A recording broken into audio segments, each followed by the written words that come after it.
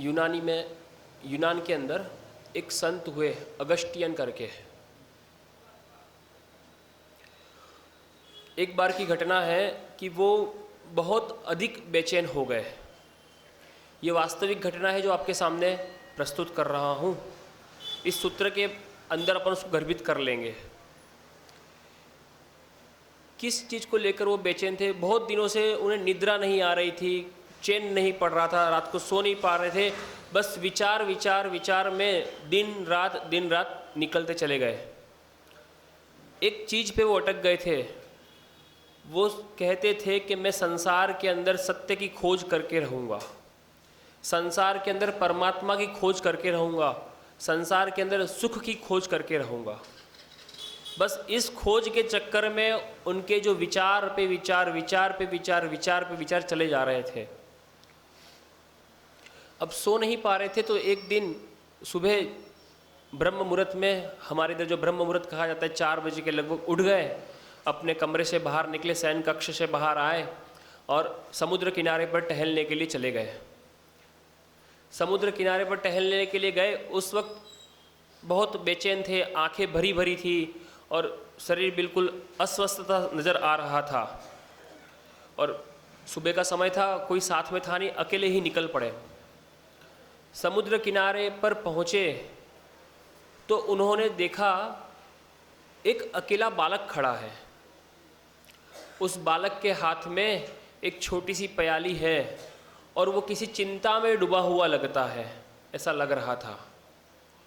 तो अगस्टियन उसके पास जाते हैं और उससे कहते हैं कि बेटा तुम यहाँ क्यों खड़े हो? तुम किसी चिंता में लग रहे हो, तुम मुझे अपनी चिंता बता सकते हो। तो बच्चा कहता है कि चिंतित तो आप भी लग रहे हैं, आपकी प्याली कहाँ है? बोले मेरी प्याली ये रही, आपकी प्याली क्या है? आप मुझसे बड़े हैं, आप चिंतित अधिक लग रहे हैं, इसीलिए पहले आप अपना विषय बताइए, क्या पता आपका और मेरा विषय मेल खा जाए, बच्चे ने अगस्टियन से कहा। तो अगस्टियन मुस्कुरा पड़े, बोले प्याली की बात कर रहा है? बोले छोटा सा बालक इतनी बड़ी बात कर रहा है? तो अगस्टियन कहते हैं कि मैं संसार में सत्य के लिए लेकर चिंतित हूँ, परमात्मा के लिए लेकर चिंतित हूँ, संसार में सुख को लेकर चिंतित हूँ, ये मेरी चिंता है। अब तुम्हारी चिंता क्या है? तुम अपनी चिंता के बारे में बताओ। तो वो बच्चा कहता है कि मैं चाहता हूँ कि सुख ये जो संसार समुद्र जो है ना, इस प्याली में आ जाए, मैं उसको घर ले जाऊँ, पर समुद्र इस प्याली में आने को तैयार नहीं है। क्या चाहता हूँ कि ये समुद्र इस प्याली में समा जाए। अगस्तिन हंस पड़ते हैं, बोले मैं भी तो बालक ही हूँ जो संसार में सुख की चेष्टा कर रहा हूँ। संसार में, इस झूठ से भरे हुए संसार में सत्य की खोज कर रहा हूँ। अपने आप को छोड़कर पूरे संसार में परमात्मा की खोज कर रहा हूँ। देखा जाए तो क्यों कर रहा है? क्योंकि अभी भैया ने सूत्र भी पढ़ा और आचार्य पूज्यपाद स्वामी की कारिका भी पढ़ी इष्टोपदेश की। अपन फिर से उसका उच्चारण कर लेते हैं। सूत्र था सद सतो रवि शेषाद्य दृक्षोपलब्धे रुन्मत्वत, यानी कि वास्तविक और अवास्तविकता के अंतर के बिना यच्छोपलब्धि अर्थात जैसा मन में आए उस रूप ग्रहण होने के कारण उन्मत्त की तरह ज्ञान भी अज्ञान है। यह अर्थ किया, यानी कि ज्ञान को भी अज्ञान कह दिया, क्योंकि पागल व्यक्ति उन्मत्त व्यक्ति की प्रकार से व्यवहार करने की वजह से। यहाँ पर उन्मत्त किसे कहा? तो उसके लिए भैया ने कारिका कही, मोहेन संवृतम ज्ञानम स्वभावम लभते नहीं। मोह से ढका हुआ ज्ञान है जो स्वभाव की प्राप्ति नहीं कर सकता, उन्मत्त की तरह व्यवहार करता है, पागल की तरह। आचार्य पूज्यपाद स्वामी वहां पर एक कारिका में मूढ़ शब्द का प्रयोग करते हैं। मूढ़ स्वानी प्रपद्यते,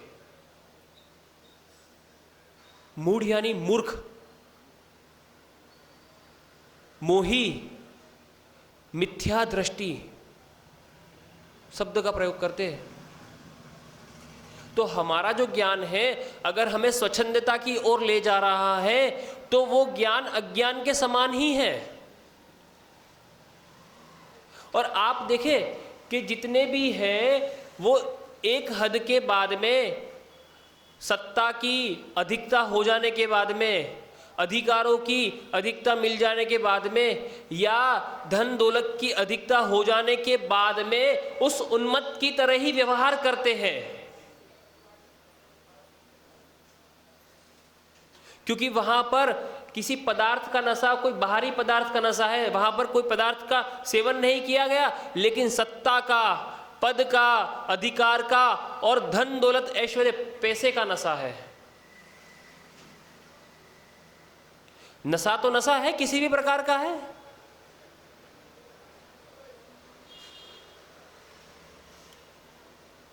और फिर वो क्या करता है, जैसे वो बच्चा बगिया में घूमता है ना तितली के पीछे उसको पकड़ने के लिए, फिर भी पकड़ नहीं पाता, वैसे ही अगस्त्यन निकले थे संसार में सुख की तलाश में, क्योंकि वास्तविकता समझ नहीं पाए ना। क्योंकि अभी हमें हमारा मोह ये कह रहा है कि कोई जनरेटर, ऑपरेटर और डिस्ट्रॉयर है। इतना पढ़ने के बाद भी हमारा जो मोह है वो हमें यही कहता है कि कोई ना कोई जनरेटर तो होगा, कोई ना कोई ऑपरेटर तो होगा और कोई ना कोई डिस्ट्रॉयर तो होगा। पुनः पुनः हम जितनी बार पढ़ते हैं, पर पढ़ने के बाद फिर उसी तरह घूम के वहां पहुंच जाते हैं कि कोई ना कोई तो है। ये क्या है? ये मोह तो है, ये मोह तो है, और मोह से ढका हुआ ज्ञान है। हम स्वीकार करते हैं कि ये सम्यक दर्शन के दोष है, और स्वीकार करने के बाद भी ये कहते हैं कि हमने ये दोष किया तो हमारा सम्यक दर्शन खंडित नहीं हुआ। सुनना, हमने स्वीकार किया कि सम्यक दर्शन में 25 प्रकार के दोष लगे या 3 प्रकार के चल, मल और अगाढ़ दोष लगे, और हमने मान लिया कि ये 3 प्रकार का दोष है, चल, मल और अगाढ़, और जान के सम्यक दर्शन में दोष लगाया, तब ये बनेगा कि हमारा ज्ञान भी अज्ञान की श्रेणी में आ गया, क्योंकि हमने उसका उन्मत्त होके उपयोग किया। क्योंकि मोह की प्रबलता थी, उसने हमें दोष लगाने के लिए बाधक कर दिया, उन्मत्त कर दिया, तब वो भी सम्यक दर्शन की श्रेणी में नहीं आएगा। चाहे वो चल दोष है, मल दोष है या अगाढ़ दोष है, जानबूझ के लगा रहा है ना। और वहां पर शब्द इस्तेमाल हुआ किदित कदाचित लग जाते हैं, जानबूझ के नहीं लगाता। अगर जान लेता तो लगाता नहीं, पर जानने के बाद भी लगा रहा है। हम देखते हैं कि जो लोग नशा करते हैं, यानी कि सिगरेट आदि पीते हैं या तंबाकू के पैकेट का उपयोग करते हैं, उपभोग करते हैं, हर एक के ऊपर लिखा हुआ है कि इस पदार्थ का सेवन स्वास्थ्य के लिए हानिकारक है, कैंसर का कारण है, और फिर भी वो व्यक्ति उसका उपयोग करता है। ज्ञान था, सम्यक दर्शन था, तो उसने जान लिया, लेकिन जानबूझ के उसका उपयोग करता है। फिर कहोगे सम्यक दर्शन में दोष है? नहीं, मिथ्या दृष्टि है। श्रद्धान तो क्या, लेकिन माना नहीं बात को। अगर मान लेता तो स्वच्छंद व्यवहार नहीं करता, सम्यक दर्शन की निशानी है कि अब वो स्वच्छंद व्यवहार नहीं करेगा। जानकर दोष लगा रहा है, तब स्वच्छंद व्यवहार है। मैं ये नहीं कह रहा कि सम्यक दर्शन, लेकिन यहां लिखा है आचार्यों ने, उमा स्वामी महाराज ने खुद लिख दिया, उन्मत्त व्यवहार है। भैया ने कहा कि शराब पीने के बाद पत्नी माता समान, माता पत्नी समान, तो क्या उसे पता नहीं थी कि ये पत्नी है, ये माता है, शराब पीने से ये होगा मुझे? फिर भी शराब पीना उसने, तो उन्मत्त व्यवहार उसने जागृत अवस्था में किया। उन्मत्त व्यवहार की तरफ कदम उसने जागृत अवस्था में बढ़ाया। जब उसका नशा नहीं था, शराब का नशा नहीं था, उससे पहले थोड़ी उन्मत्त था वो। कदम बढ़ाया ना उसने जागृत अवस्था में। मतलब अगर जागृत होता, सम्यक दृष्टि होता, तो उन्मत्त व्यवहार के लिए कदम ही नहीं बढ़ाता। वो कोशिश करता कि ये मल भी दूर रहे।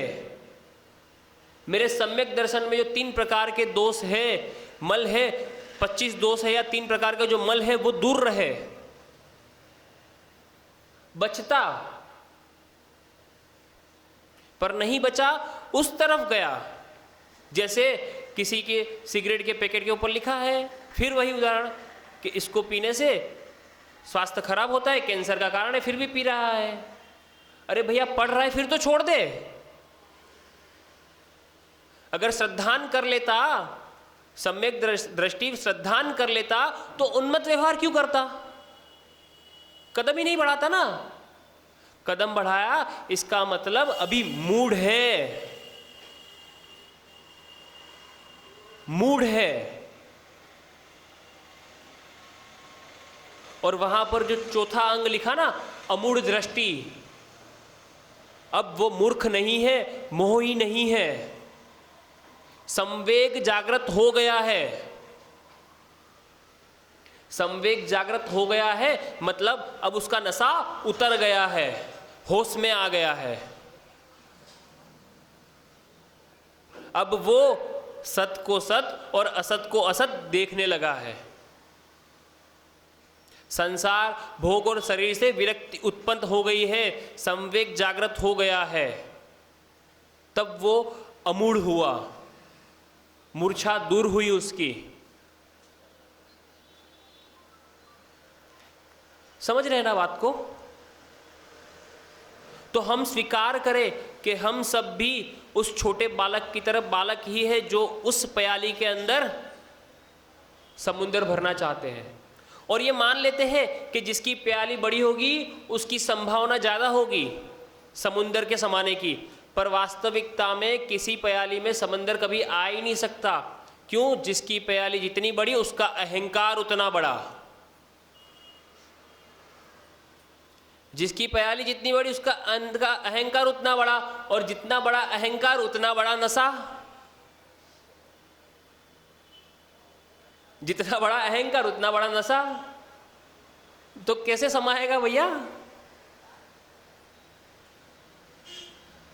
तो हमें विचार करना पड़ेगा कि हाँ। और वास्तविकता यह है, पंचम काल का एक उपलब्धि है कि भैया ने कहा ना अभी आगे प्रवचन की शुरुआत में कि आंख में लेंस डाल दिया। वो लेंस हम लोग जन्म से लेकर आ रहे हैं, और इनको देखने के बाद भी उन कमी को दूर करने का प्रयास नहीं कर रहे हैं।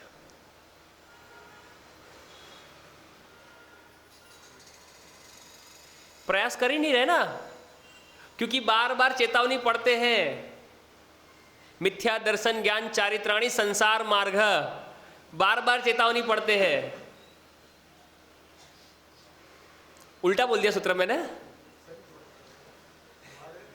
चेतावनी तो यही पढ़ते ना, मिथ्या दर्शन ज्ञान चारित्राणी संसार मार्ग। लेकिन फिर भी जैसे वो सिगरेट पीने वाला उसको चेतावनी को इग्नोर करता है, वैसे हम लोग भी इस चेतावनी को रफा दफा कर रहे हैं। ध्यान ही नहीं देते, इग्नोर करो बोले।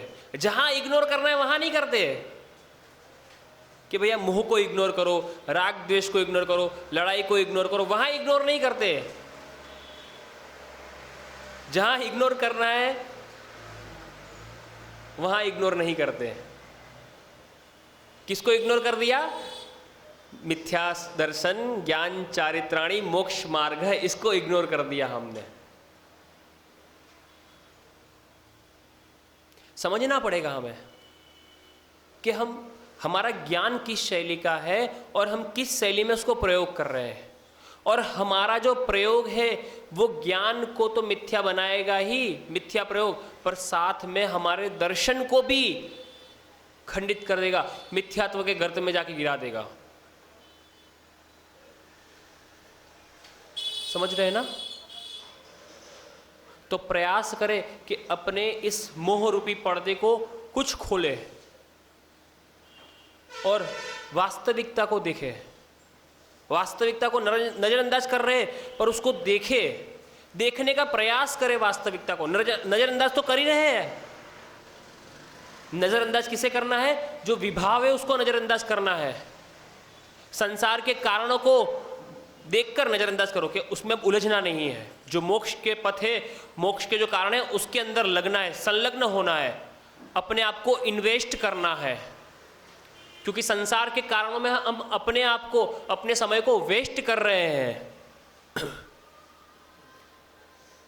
प्रयास तो कर रहे हैं संसार को मथ के सुख निकालने का, लेकिन कभी पानी को मथने से जैसे मक्खन नहीं निकलता, वैसे संसार को मथने से कभी सुख नहीं आ सकता।